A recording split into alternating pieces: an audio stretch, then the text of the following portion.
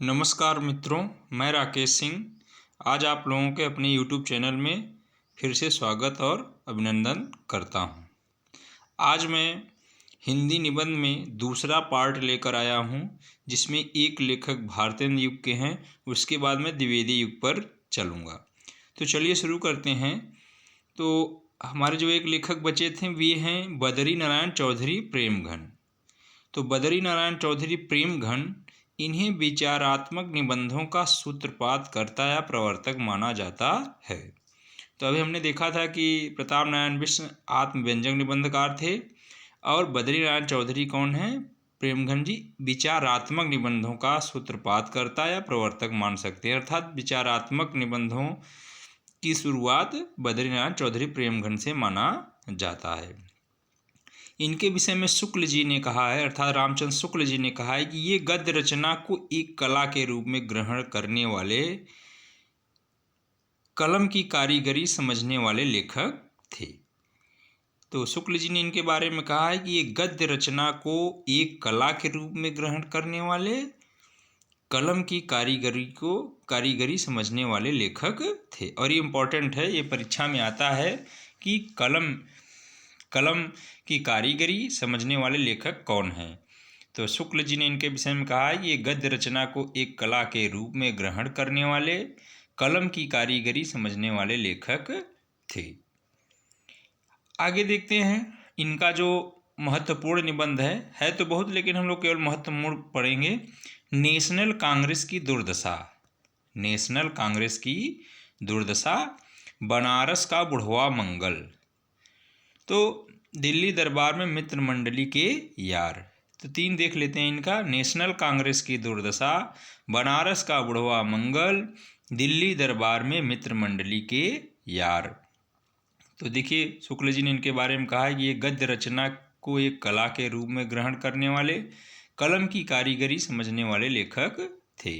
इनके तीन निबंध महत्वपूर्ण हैं। नेशनल कांग्रेस की स्थापना, बनारस का बुढ़वा मंगल, दिल्ली दरबार में मित्र मंडली के यार। अब चलिए देखते हैं द्विवेदी युग। द्विवेदी युग में सबसे पहले भाषा संबंधी जो निबंध लिखा गया है, इसमें है गोविंद नारायण मिश्र। द्विवेदी युग में भाषा संबंधी निबंध लिखे गए हैं गोविंद नारायण मिश्र जी द्वारा। गोविंद नारायण मिश्र जी ने लिखा है प्राकृत विचार और विभक्त विचार। इनके दो ही हैं, इंपॉर्टेंट हैं, गोविंद नारायण मिश्र जी के प्राकृत विचार और विभक्त विचार। गोविंद नारायण मिश्र जी के हैं प्राकृत विचार और विभक्त विचार, इंपॉर्टेंट हैं।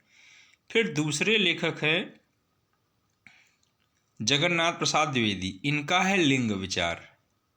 तो दो हो गए, प्राकृतिक विचार और विभक्त विचार गोविंद नारायण मिश्र का हो गया, प्राकृतिक विचार और विभक्त विचार गोविंद नारायण मिश्र का, और जगन्नाथ प्रसाद चतुर्वेदी का है लिंग विचार। महावीर प्रसाद द्विवेदी जी का है भाषा और व्याकरण।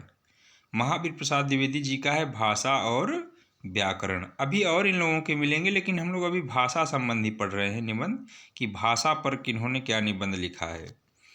तो भाषा पर तीन लोगों ने लिखा है, गोविंद नारायण मिश्र ने प्राकृतिक विचार और विभक्त विचार, जगन्नाथ प्रसाद चतुर्वेदी ने लिखा है लिंग विचार, और महावीर प्रसाद द्विवेदी जी ने लिखा है भाषा और व्याकरण। अब देखिए साहित्य शास्त्र संबंधी जो निबंध हैं उनमें सबसे पहला नाम आता है महावीर प्रसाद द्विवेदी जी का। तो इन्होंने लिखा है पहला साहित्य शास्त्र में नाट्य शास्त्र।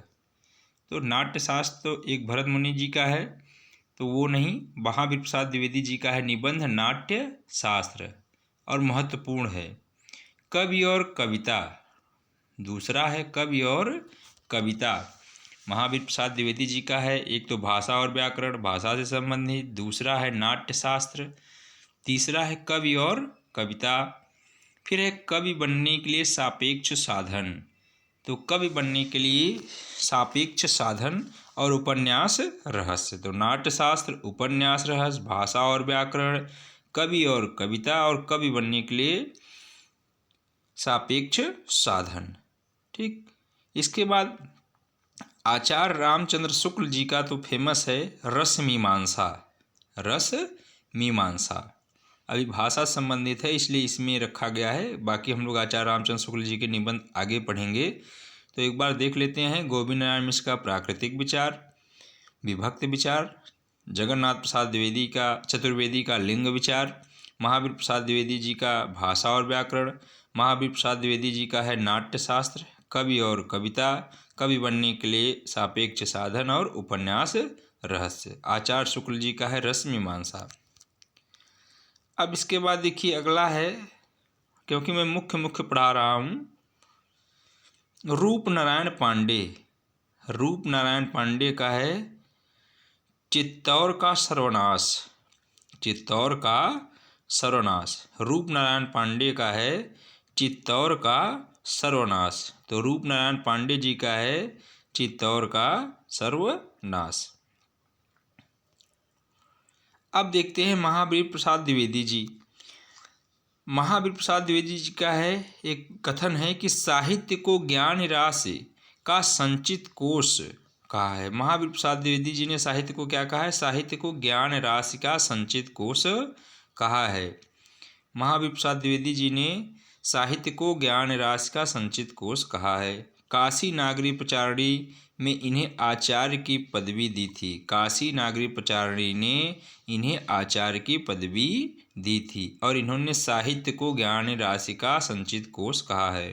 काशी नागरी प्रचारिणी ने इन्हें आचार्य की उपाधि दी थी। इन्होंने लॉर्ड बेकन के निबंधों का अनुवाद बेकन विचार रत्नावली नाम से किया।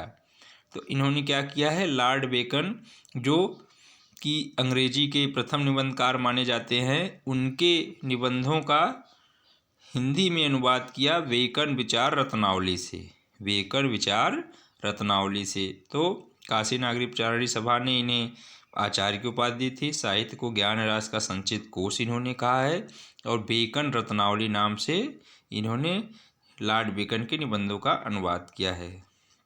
शुक्ल जी ने द्विवेदी जी के निबंधों को बातों का संग्रह कहा है।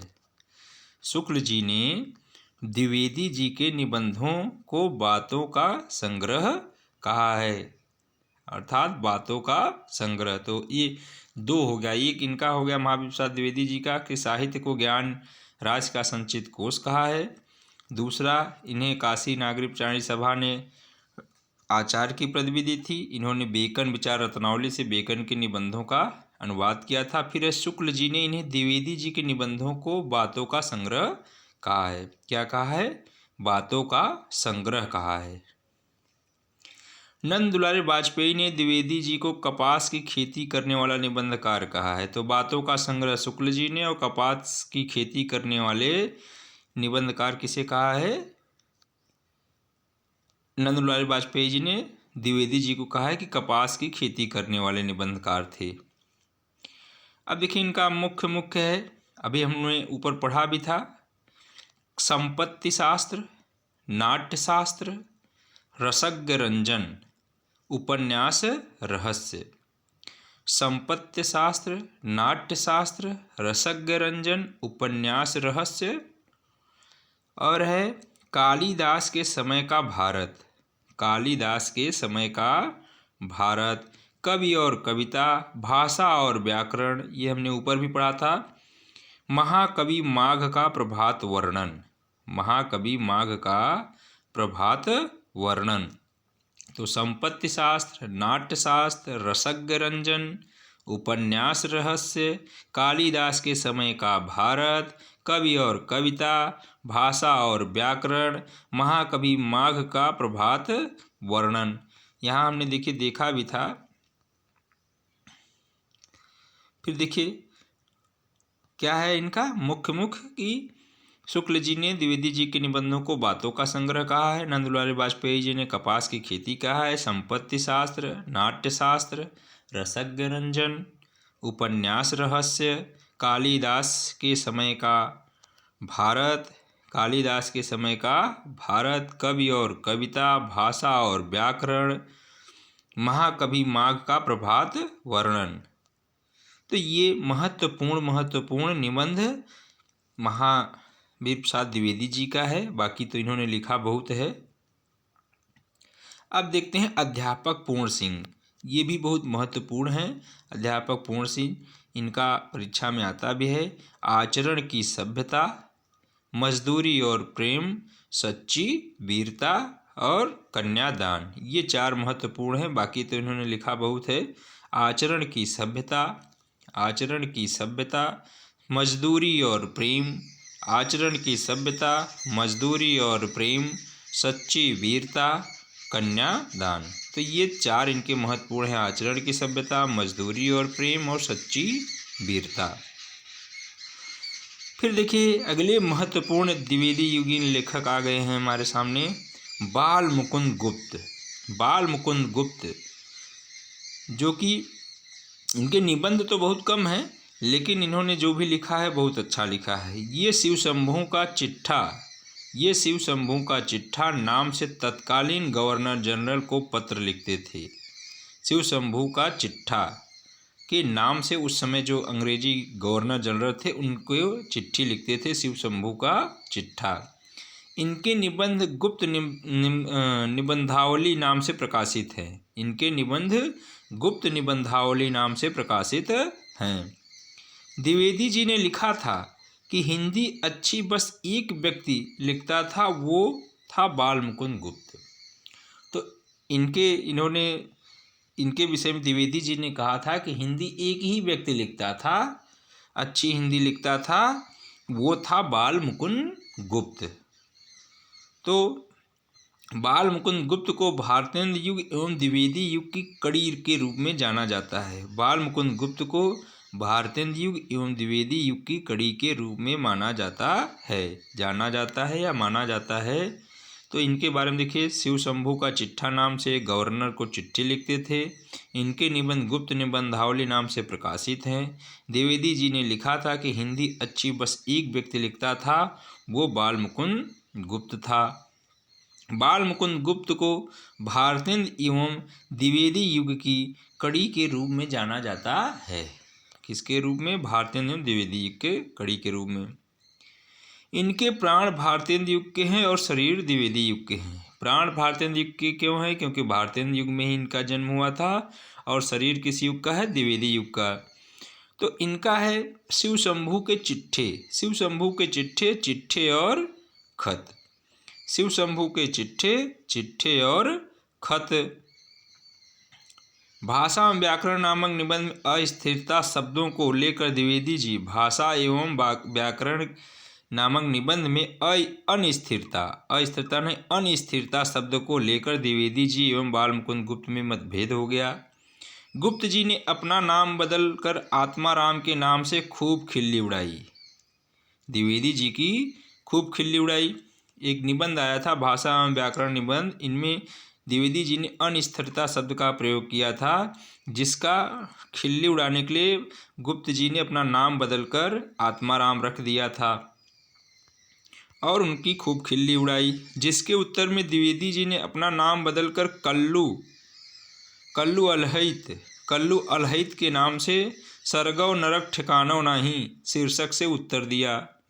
जिसके उत्तर में द्विवेदी जी ने अपना नाम बदलकर कल्लू अलहित के नाम से सरगव नरक ठिकानों नहीं शीर्षक से उत्तर दिया।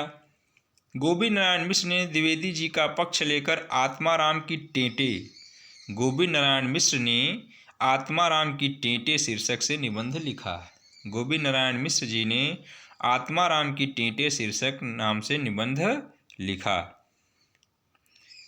हिंदी में बिंदी, हिंदी की उन्नति, भारत की राष्ट्रभाषा, कविता पर कविता, प्रवासी की आलोचना। ठीक, ये उनके हैं। अब देखिए मिश्र बंधु ने जो लिखा है उसमें है आत्मशिक्षा, पुष्पांजलि, शुभनांजलि। आत्मशिक्षा, पुष्पांजलि और शुभनांजलि। फिर देखिए श्याम सुंदर दास का है साहित्य की विशेषताएं। श्याम सुंदर दास का है साहित्य की विशेषताएं। अब अगला देखिए है शुक्ल युग प्रसाद युग, जिसको शुक्ल युग ही कहते हैं उसी को प्रसाद युग भी कहते हैं। आचार्य रामचंद्र शुक्ल में लिखा है कि यदि गद्य कवियों या लेखकों की कसौटी है तो यदि गद्य कवियों या लेखकों की कसौटी है तो निबंध गद्य की कसौटी है।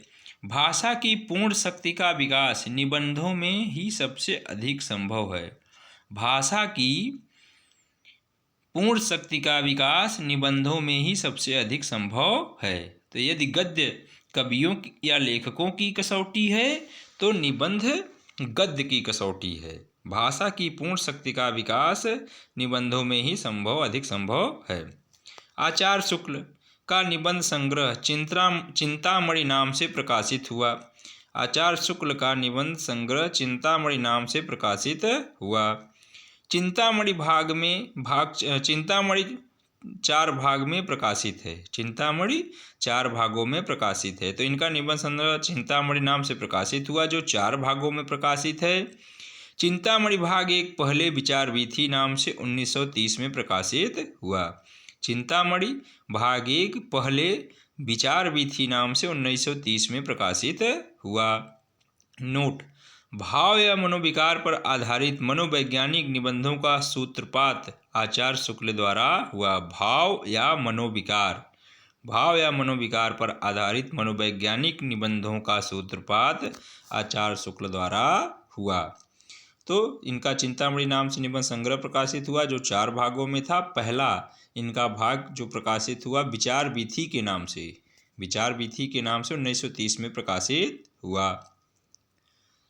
चिंतामणि भाग 1 1939, इसके संपादक रामचंद्र शुक्ल हैं। इसमें 17 निबंध हैं। चिंतामणि भाग 1 1939, इसके संपादक रामचंद्र शुक्ल हैं। इसमें 17 निबंध हैं। शुक्ल जी का भाग 1, इस पुस्तक में शुक्ल जी ने अपने बारे में लिखा है कि इस पुस्तक में मेरी अंतर यात्रा में पड़ने वाले कुछ प्रदेश हैं, यात्रा के लिए निकलती रही हैं, बुद्धि पर हृदयों का साथ लेकर। तो पहले में देखिए इनका है, पहले में जो मुख्य निबंध है वो है भाव एवं मनोविकार। आचार्य शुक्ल जी का है भाव एवं मनोविकार। और फिर है क्रोध। भाव एवं मनोविकार, क्रोध, कविता क्या है। भाव एवं मनोविकार, क्रोध, करुणा, श्रद्धा भक्ति। देखिए भाव एवं मनोविकार, श्रद्धा भक्ति, करुणा, क्रोध, कविता क्या है, तुलसी का भक्ति मार्ग, मानस की धर्म भूमि, काव्य में लोक मंगल की साधना अवस्था। तो इनके जो महत्वपूर्ण निबंध है, प्रथम भाग जो 1939 में प्रकाशित हुआ है, जिसके संपादक ये स्वयं ही थे। इसमें पहला महत्वपूर्ण है भाव एवं मनोविकार, श्रद्धा भक्ति, भाव एवं मनोविकार, श्रद्धा भक्ति, भाव एवं मनोविकार, श्रद्धा भक्ति, क्रोध, करुणा, क्रोध, कविता क्या है, तुलसी का भक्ति मार्ग, मानस की धर्म भूमि, काव्य में लोक मंगल की साधना। तो भाव एवं मनोविकार, करुणा, क्रोध, कविता क्या है, तुलसी का भक्ति मार्ग, मानस की धर्म भूमि, काव्य में लोक मंगल की साधना अवस्था। तो अभी इस भाग में इतना ही। अगले भाग में चिंतामणि भाग 2 संपादक विश्वनाथ मिश्र जी के बारे में हम लोग पढ़ेंगे। धन्यवाद।